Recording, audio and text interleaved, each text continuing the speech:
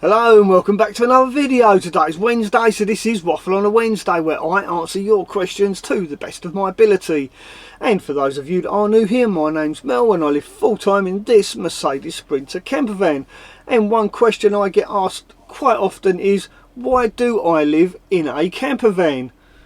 Let me show you why.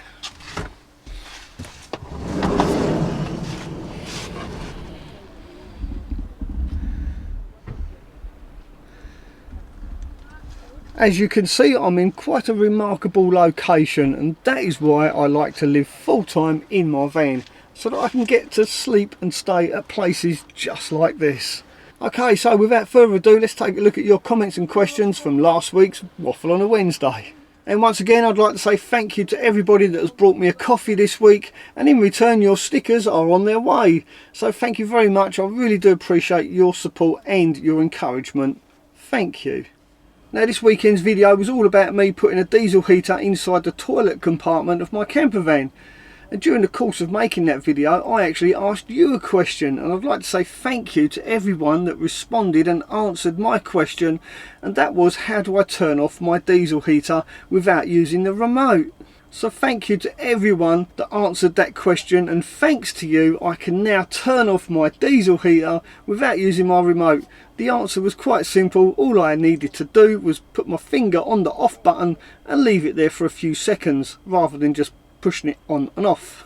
So thank you. A real simple solution to a problem that has plagued me all winter. Thank you to everyone that suggested I do that. So now let's answer some questions from that video. And the first one comes from Tom Cat. A previous episode you were talking about your toilet emptying. Do you mostly pee in another container to save room in the porta potty? Seems a sensible thing to do. Yes, Tom, I do actually have, for nighttime use only, a pee bottle. This is where I store my pee at night, and then in the morning I actually take this to a proper toilet and simply empty it. And you're absolutely right, this does save room in my porta potty.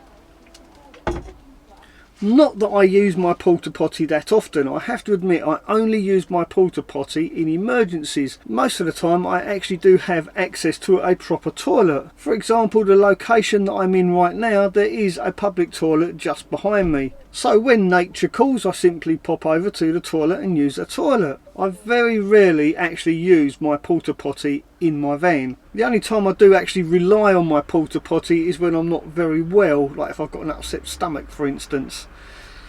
Yeah, but enough of that. I think that answers that question.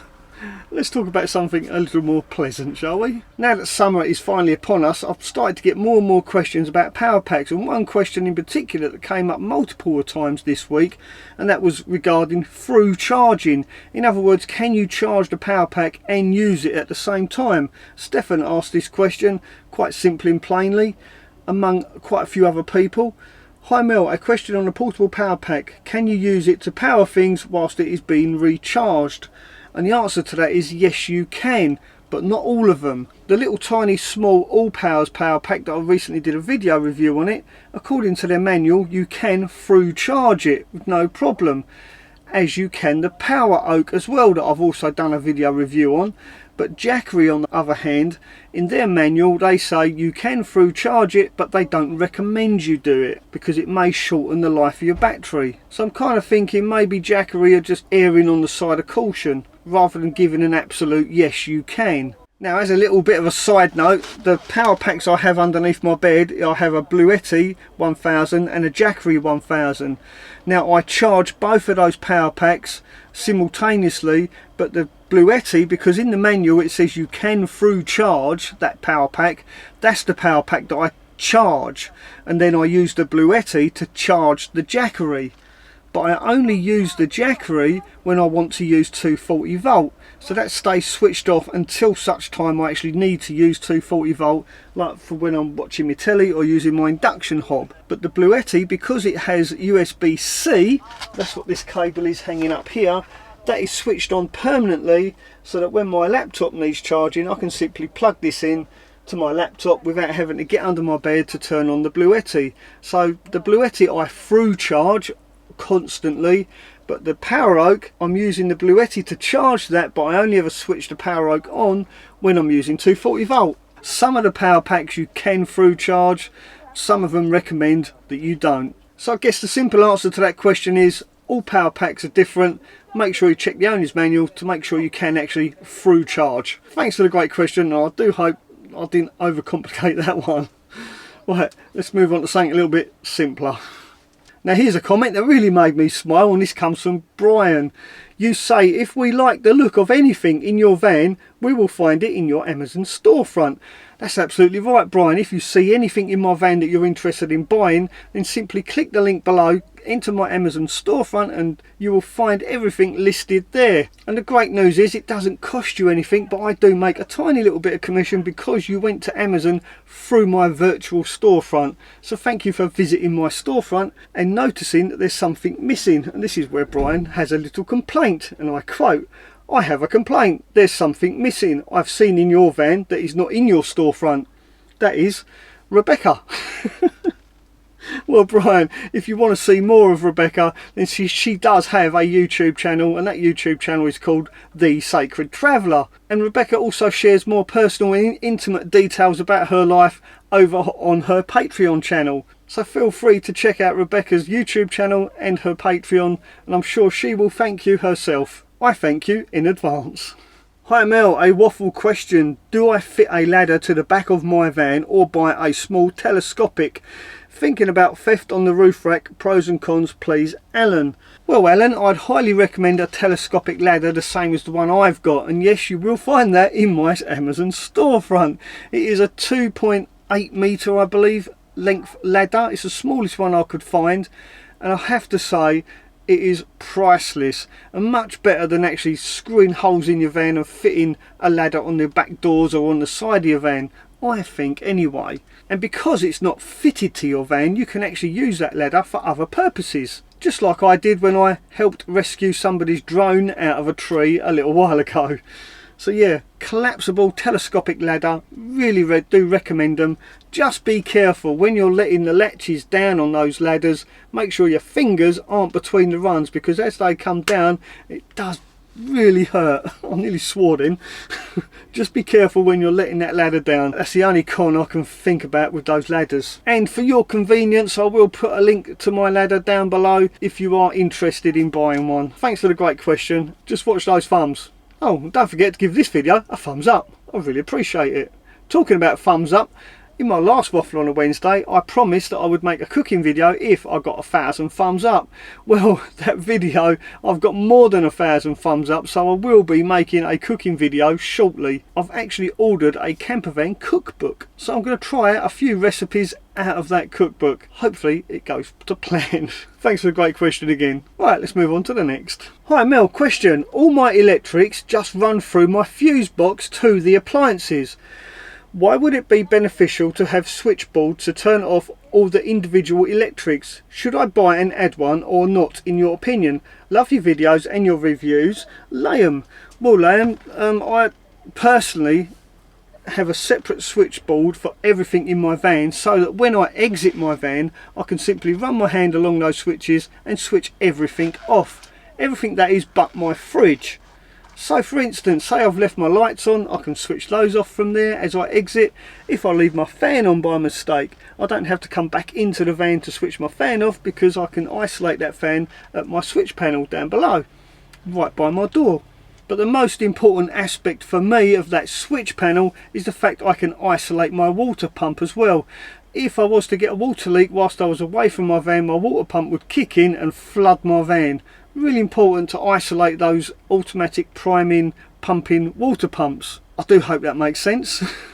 And the other thing, of course, is the risk of fire. If I switch everything off in my van, I know that I'm going to come back to my van, hopefully, how I left it. And as a side note, I've got a separate switch that isolates my leisure batteries completely. So when I flick that switch, remove the key, my leisure batteries are completely isolated from the rest of my van. It even isolates my fridge as well. So literally everything gets turned off. And that's why I have a separate bank of switches that isolates every individual item inside my van, purely for convenience and safety. Thanks for the great question, Liam. I really do hope that helps you decide whether or not to fit a bank of switches to your van.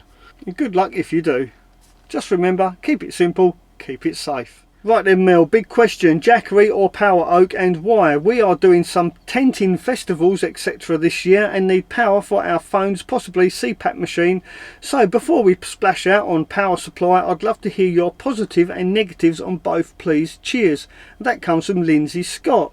Well Lindsay, I am going to do a full video review, a kind of Bluetti versus Jackery video, because I've got the Jackery and the Bluetti under my bed and I am testing them out, but that video won't be until round about midsummer, because like I say, I really want to test these out and find the positives and the negatives of each one, and that video will be completely unbiased. I'm not going to tell you which one I prefer, but I have to say the little tiny All Powers power pack that I tried out a couple of weeks ago really does tick all the boxes for me despite its small size. So I would highly recommend, before deciding whether you want to go Bluetti, Poweroak or Jackery, check out some other power packs as well. There are plenty of them on the market, and have a look on YouTube at other video reviews of those power packs and try and figure out what is more important for you and your personal use. After all, everybody is different, everyone's got different wants and needs. Thanks for the great question, and I will make that comparison video towards the end of the month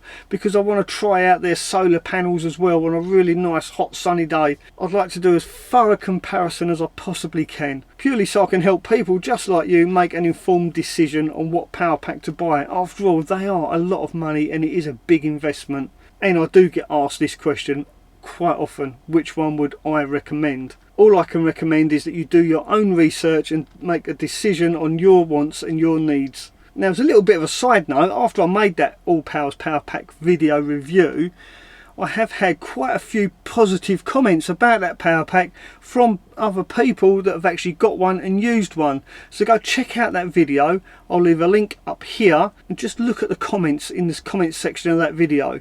I think that speaks for itself. Thanks for the great question.